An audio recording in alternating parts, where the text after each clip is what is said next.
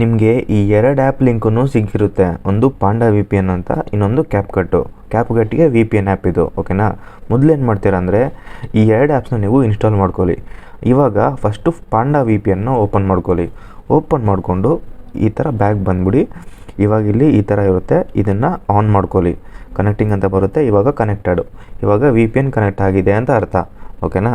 ಇವಾಗ ಏನು ಮಾಡ್ತೀರಾ ಅಂದರೆ ಇವಾಗ ಮತ್ತೆ ಬ್ಯಾಗ್ ಬಂದು ಇವಾಗ ನೀವು ಕ್ಯಾಪ್ಕಟ್ ಆ್ಯಪ್ನ ಓಪನ್ ಮಾಡ್ಕೊಳ್ಳಿ. ಕ್ಯಾಪ್ಕಟ್ ಆ್ಯಪ್ನ ಓಪನ್ ಮಾಡಿಕೊಂಡು ನೀವು ಇವಾಗ ಕ್ಯಾಪ್ಕಟ್ಟಲ್ಲಿ ಏನು ಎಡಿಟ್ ಮಾಡಬೇಕು ಅದನ್ನ ನಾರ್ಮಲಾಗಿ ಎಡಿಟ್ ಮಾಡ್ಕೊಳ್ಳಿ.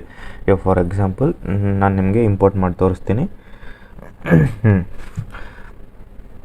ಇವಾಗ ನಾನು ಎಕ್ಸಾಂಪಲ್ ಈ ಫೋಟೋನ ಇಂಪೋರ್ಟ್ ಮಾಡ್ಕೊಂಡಿದ್ದೀನಿ. ಇವಾಗ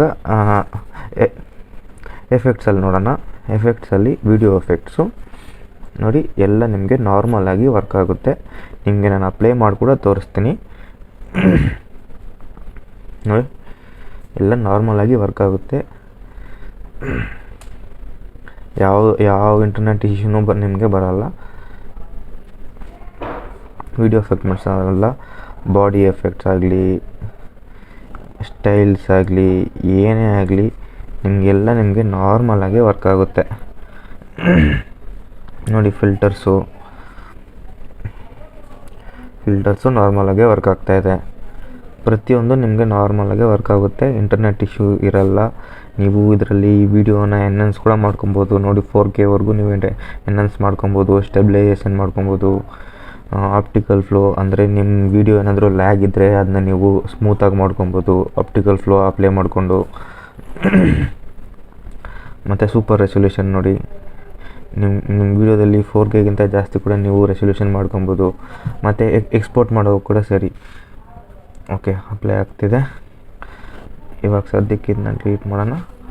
ಇವಾಗ ನೀವು ನೋಡಿ 4Kವರೆಗೂ 60 FPS ಮತ್ತು ಹೈ ಬಿಟ್ ರೇಟು ಎಲ್ಲ ಅಪ್ಲೈ ಮಾಡಿಕೊಂಡು ನೀವು ಈಸಿಯಾಗಿ ಎಕ್ಸ್ಪೋರ್ಟ್ ಮಾಡ್ಕೊಬೋದು. ಯಾವುದೇ ಎರರ್ ನಿಮಗೆ ಬರಲ್ಲ. ಓಕೆನಾ.